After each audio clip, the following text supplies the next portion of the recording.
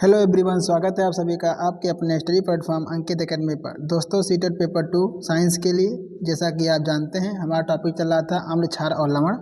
इससे पहले हमारा 2 क्लास हो चुका है इसका, जिसमें हमने आपको अम्ल और क्षार के विषय में बताया था। अब आज हम आपको बताएंगे लवण के बारे में। तो लवण क्या होता है इसके बारे में आज हम डिस्कस करेंगे। और कुछ ऐसे भी पॉइंट हैं जिससे क्या होते हैं क्वेश्चन आपके पेपर में डायरेक्टली पूछा जाता है, तो वहाँ से भी उस टॉपिक को भी हम डिस्कस करने वाले हैं। तो वीडियो शुरू करने से पहले आप चैनल को सब्सक्राइब कर लीजिए और बेल आइकन को भी प्रेस कर लीजिए, ताकि आने वाले वीडियो का नोटिफिकेशन सबसे पहले आपको मिलती रहे और आपकी तैयारी अच्छे से अच्छी होती रहे। तो देखिए, आज हम पढ़ने वाले हैं लवण के बारे में। देखिए, जो लवण होता है वो लवण क्या होता है? अम्ल और क्षार। अम्ल और क्षार के मिलने से जो बनता हमारा यौगिक है उसे हम क्या बोलते हैं? लवण कहते हैं। यानी अम्ल और क्षार के मिलने से बनने वाला जो पदार्थ होता है वो क्या होता है? लवण होता है। उसके बाद में जो ये प्रक्रिया होती है उसे हम क्या बोलते हैं? उदासीनीकरण अभिक्रिया कहते हैं। यानी अम्ल और क्षार जब मिलाते हैं तो जो अभिक्रिया आपकी होती है उसे क्या बोलते हैं? उदासीनीकरण अभिक्रिया, यानी न्यूट्रलाइजेशन रिएक्शन कहते हैं उसको। इसमें क्या होता है? इसमें लवण बनता है और प्लस जल भी बनता है, और उसके बाद में ऊष्मा भी निकलती है। यानी जब अम्ल क्षार मिलेंगे आपके तो उसमें लवण बनेगा और फिर क्या होगा? जल बनेगा, और फिर उसमें क्या निकलेगी? ऊष्मा भी निकलेगी। जैसे यहाँ देखिए, अम्ल और क्षार को जब हमने मिलाया तो यहाँ से क्या बना? आपका लवण बन गया, और क्या बना? जल बन गया, और यहाँ से फिर क्या निकला? ऊष्मा निकला। तो हम कह सकते हैं कि ये क्या है? एक ऊष्मा क्षेपी अपक्रिया है। यानी ये जो अपक्रिया हो रही है वो कैसी अपक्रिया है? ऊष्मा क्षेपी अपक्रिया है। यहाँ कभी कभी पूछ लेता है क्वेश्चन आपसे कि ये कैसी अपक्रिया है? अम्ल और क्षार का जो मिलने वाला अपक्रिया, उदासीनीकरण जो अपक्रिया होता है वो कैसी अपक्रिया है आपकी? तो क्या है? ऊष्मा क्षेपी है, क्योंकि यहाँ से ऊष्मा निकलती है। अब यहाँ देख लीजिए, जैसे हम आपको दिखा दे रहे हैं, यहाँ पे देखिए, जैसे HCl हो गया। अब HCl में हमने क्या मिला दिया? HCl क्या है आपका? एक अम्ल है, और HCl में हमने मिला दिया NaOH मिला दिया, यानी सोडियम हाइड्रोक्साइड मिला दिया, जो कि एक क्या है? क्षार है। जब हमने अम्ल और क्षार को मिलाया तो यहाँ से क्या निकला आपका?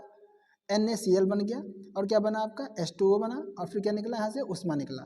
यानी NaCl क्या है? नमक है, जो कि आप खाते हैं। तो ये नमक है। नमक क्या आपका? एक लवण है। और फिर यहाँ से क्या निकल गया? जल निकला, और फिर क्या निकला? यहाँ से ऊष्मा निकला। तो हम इस तरह से कह सकते हैं कि जब ऊष्मा निकलता है तो ये क्या है आपका? एक ऊष्माक्षेपी अपक्रिया है या प्रक्रिया है, आप जो भी कहना चाहें कह सकते हैं। तो यहाँ से क्वेश्चन आपका आ सकता है। ऊष्माक्षेपी से तो क्वेश्चन आपका आ सकता है। ये आपका इंपॉर्टेंट पॉइंट है, इसलिए इसको आप नोट कर लीजिएगा। जैसे देखिए, मान लीजिए हमने कोई अम्ल ले लिया जो कि H2SO4 ले लिया मान लीजिए। अब इसके साथ में हम कोई क्षार मिलाते हैं। मान लीजिए मिला लेते हैं हम NaOH मिला लेते हैं, सोडियम हाइड्रोक्साइड मिला लेते हैं, NaOH मिला लेते हैं। तो इसमें क्या होगा कि यहाँ से आपका OH और यहाँ से आपका H ये अलग हो जाएगा, जल बन जाएगा, और यहाँ से आपका NaSO4 के साथ में मिलकर क्या बना लेगा? आपका लवण बना लेगा। तो ये हो जाएगा आपका Na2SO4 ये बन जाएगा आपका, और प्लस जो बन जाएगा आपका H2O बन जाएगा, और यहाँ से क्या निकल जाएगा? आपका ऊष्मा भी निकल जाएगा। तो ये आपका ऊष्मा निकल जाएगा। तो यहाँ से क्या हो गया? ये लवण बन गया, ये आपका जल बन गया, ये और क्या हो गया आपका? ये ऊष्मा निकल गया। तो याद रखिएगा कि जब अम्ल और क्षार को मिलाते हैं तो यह अपक्रिया बोली जाती है हमारी उदासीनीकरण अपक्रिया, और इसमें लवण बनेगा और जल बनेगा, और क्या निकलेगी? ऊष्मा निकलेगी। तो ये बात आपको ध्यान में रखना है। ऊष्मा निकलने से क्या होता है? ये ऊष्माक्षेपी अपक्रिया हो जाता है। अब एक बात ध्यान रखिएगा कि ये अपक्रिया तो क्या कहलाती है? उदासीनीकरण अपक्रिया कहलाती है। लेकिन जो लवण की जो प्रकृति होती है, यानी जो लवण की प्रकृति होगी वो कैसी होगी? लवण की प्रकृति या तो अम्लीय होगी, या तो क्षारीय होगी, या तो उदासीन होगा। यानी जो आपका लवण बनता है वो या तो अम्ल के रूप में रहेगा, उसकी जो प्रकृति होगी कैसा होगा? या तो अम्ल के रूप में रहेगा, या तो क्षार के रूप में रहेगा, या तो क्या रहेगा? उदासीन रहेगा। ये तीनों प्रकृति आपके लवण की हो सकती है। तो ये बात हमेशा ध्यान रखिएगा। बहुत से लोग क्या करते हैं कि जैसे ही आता है कि लवण की प्रकृति क्या होती है तो वो जानते हैं कि उदासीन होता है, उदासीनीकरण अपक्रिया के द्वारा बनता है, तो बस वहाँ क्या कर देंगे? वहाँ कर देंगे कि ये क्या है? उदासीन है। लेकिन ऐसा नहीं होता है, जबकि क्या है आपका? अम्लीय होता है, या क्षारीय होता है, या उदासीन, तीनों में से एक हो सकता है। तो ये बात आप लोग ध्यान रखिएगा। यहाँ से क्वेश्चन आप गलती करके आते हैं तो आप गलती नहीं करेंगे, क्योंकि ये आप अब जान चुके हैं। तो चलिए चलते हैं, इसके आगे पढ़ते हैं। तो देखिए, ये जो आपका अम्ल, क्षार और लवण, ये तीनों के बारे में जितने भी पॉइंट थे वो कवर हो चुके हैं। अब हम देख लेते हैं कुछ ऐसे आपके जो नेचर में घटना घटती है कि मतलब जैसे अम्ल वर्षा क्या होता है, या कोई मिट्टी है, जैसे मान लीजिए खेत की मिट्टी है, उसमें अम्ल की मात्रा या क्षार की मात्रा बढ़ गई है, तो उसको हम कैसे न्यूट्रल करते हैं, इसके बारे में भी हम जान लेते हैं, क्योंकि ये भी क्वेश्चन आपके सीटेट के पेपर में आता है, क्योंकि ये आपके NCERT के बुक में दिया गया है। तो चलिए देख लेते हैं। जैसे मान लीजिए कि अम्ल वर्षा जो आपकी है, अम्ल वर्षा में होता क्या है कि बारिश के पानी में, देखिए अम्ल वर्षा जो होता है उसमें 3 तरह के अम्ल हो सकते हैं। या तो आपका कार्बोनिल अम्ल होगा, या तो आपका उसमें सल्फ्यूरस अम्ल होगा, इसको आप सल्फ्यूरस कर लीजिएगा, सल्फ्यूरस अम्ल होगा, और या तो उसमें नाइट्रिक अम्ल होगा। नाइट्रिक अम्ल, सल्फ्यूरस अम्ल और कार्बोनिल अम्ल, इन तीनों में से कोई एक क्या होता है, बारिश के पानी में घुल जाता है और फिर क्या होता है, इससे अम्ल वर्षा हो जाती है। तो हम कह सकते हैं कि इसके लिए जिम्मेदार कौन है, या तो कार्बोनिल अम्ल है, सल्फ्यूरिक अम्ल है, और कौन है, नाइट्रिक अम्ल है। ये तीनों अम्ल क्या होते हैं, अम्ल वर्षा के लिए जिम्मेदार होते हैं।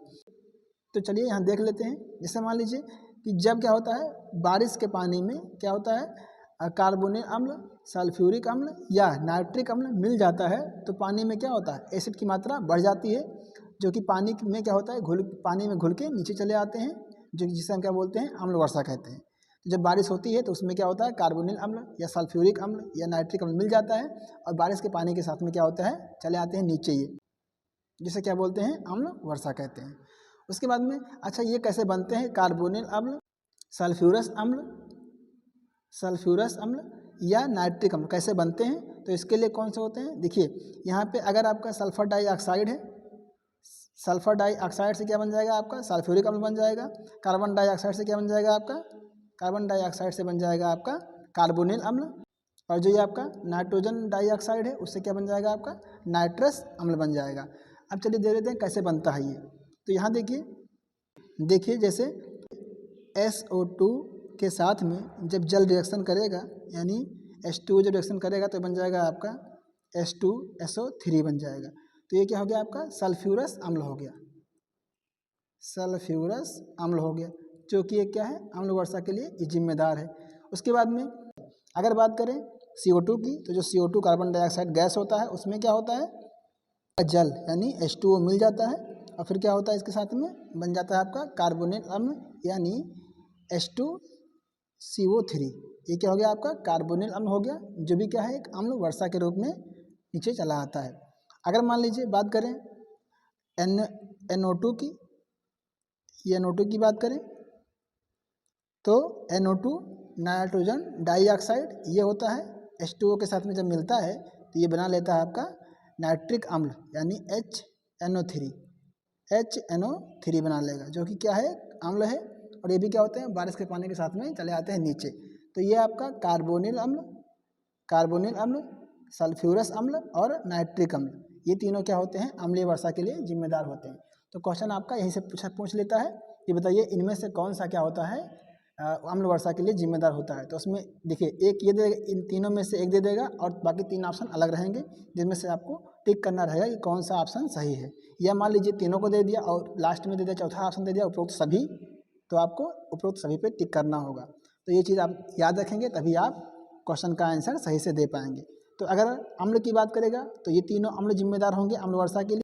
अगर गैस की बात करेगा तो सल्फर डाइऑक्साइड, कार्बन डाइऑक्साइड और नाइट्रोजन डाइऑक्साइड, ये तीनों गैस क्या होते हैं, जिम्मेदार होते हैं, जो कि जल के साथ में मिलके इन तीनों अम्ल का निर्माण करते हैं। तो ये हो गया आपका अम्लीय वर्षा के बारे में या अम्ल वर्षा के बारे में।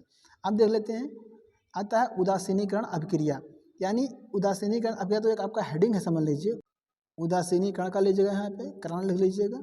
लेकिन बात क्या होती है कि यहाँ से क्वेश्चन भी पूछे जाते हैं, जो कि आपके जो पॉइंट दिए गए हैं यहाँ से क्या होता है, क्वेश्चन पूछे जाते हैं। ये जो अभिक्रिया होती है वो क्या कैसी होती है, उदासीनीकरण अभिक्रिया होती है।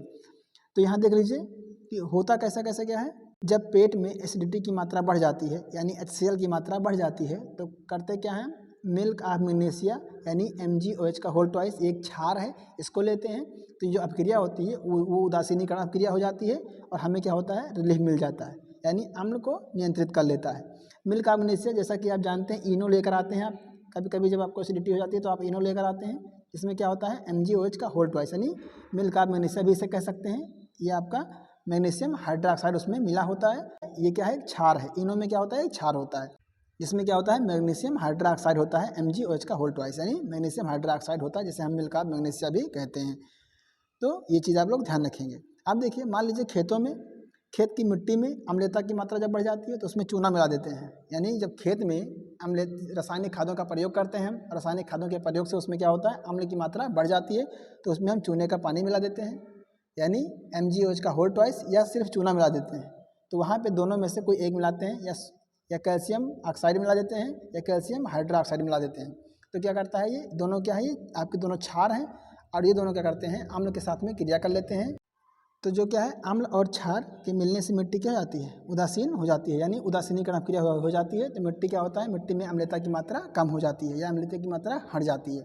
अब उसमें देखिए, अगर मान लीजिए मिट्टी में अम्ल हुआ तो क्या मिलाए, हम मिलाए कैल्शियम हाइड्रोक्साइड या कैल्शियम ऑक्साइड, यानी चूना मिला दिए या चूने का पानी मिला दिए। उसके बाद में अगर मान लीजिए क्षार हो जाए, और मान लीजिए कि खेतों में क्षार की मात्रा बढ़ जाए, क्षारीय मृदा हो जाए, तो क्षारीय मिट्टी के लिए हम करते क्या है, जैविक खादों का प्रयोग करते हैं। जैसे जो आप खाद बनाते हैं, जैविक खाद गोबर से बनाते हैं, जैविक खाद बना लिए, गोबर से बना लिए या सड़े गले पदार्थों से जैविक खाद बना लेते हैं जो, तो उसका हम खेतों में प्रयोग करते हैं। तो जिससे क्या होता है, क्षारीयता जो होती है उसकी खत्म हो जाती है।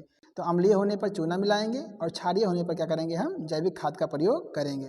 अब देखिए, जैसे मान लीजिए चींटी का डंक है, ये भी एक क्वेश्चन आपके पेपर में आता है कि चींटी का डंक अगर मान लीजिए लग जाए आपको, चींटी काट ले आपको, तो वहाँ पे आपकी सॉइलिंग आ जाती है। तो सॉइलिंग आती क्यों है, क्योंकि वहाँ पे क्या होता है, फार्मिक अम्ल, यानी HCOCOOH, ये क्या है आपका फार्मिक अम्ल है। इसकी वजह से क्या होता है, आपके शरीर में क्या होती है, सूजन आ जाती है, तो सॉइलिंग आती है। अब इसको हम न्यूट्रल करने के लिए क्या करते हैं, जो खाने का सोडा होता है, यानी सोडियम बाइकार्बोनेट NaHCO3, इसका घोल बना लेते हैं। पानी हल्का सा ले लेंगे और घोल बना लेंगे उसका, और क्या कर देंगे, उसी पे हम मसाज कर लेंगे। जहाँ पे सॉइलिंग आई हो वहाँ पे क्या कर लेंगे, मसाज कर लेंगे। मसाज करने के बाद में क्या होता है, ये आपका न्यूट्रल हो जाता है और हमें दर्द और सॉइलिंग दोनों क्या होती है, ख़त्म हो जाती है। या एक केलेमाइन का विलयन आता है, केलेमाइन का विलयन आपके प्रयोगशालाओं में मिलता है या मेडिकल में भी मिल जाता है आपका। तो केलेमाइन विलयन को हम वहाँ पे लगा लेते हैं, जिससे क्या होता है कि हमारा जो शरीर है वहाँ पे उदासीनीकरण क्रिया हो जाती है और फिर हमारा अम्लीय जो फार्मिक आपका अम्ल है ये ख़त्म हो जाता है। तो इससे क्या हो जाता है कि वो जहाँ जहाँ पे सॉइलिंग होती है वो न्यूट्रल हो जाता है और हमें आराम मिल जाता है। अब देखिए आगे देख लीजिए, आगे एक पॉइंट ध्यान रखिएगा कि अम्ल और क्षार और लवण की पहचान करने के लिए एक सबसे आसान तरीका क्या है, जो विलयन लाल लिटमस या नीले लिटमस का रंग परिवर्तित ना करे तो वो क्या होता है, उदासीन विलयन होता है। अगर कोई विलयन है और वो लाल लिटमस को या नीले लिटमस को उसमें कोई चेंजिंग ना करे तो हम क्या कर सकते हैं उसमें कि ये क्या है, आपका उदासीन विलयन है। तो यहाँ से क्या हुआ, आपका अम्ल, क्षार और लवण ये तीनों टॉपिक क्या हो गए, कंप्लीट हो गए। और जहाँ जहाँ से क्वेश्चन आते हैं वो हमने क्या कर दिया, सारे पॉइंट आपको बता दिया है। तो हमारा ये टॉपिक क्या हुआ, आज कंप्लीट हुआ। अब अगले वाले वीडियो में मिलते हैं हम आपको एक नए टॉपिक के साथ में, जो कि आपके पेपर के लिए बहुत महत्वपूर्ण होने वाला है। तो चलिए अब मिलते हैं अगले वीडियो में, तब तक के लिए नमस्कार, जय हिंद दोस्तों।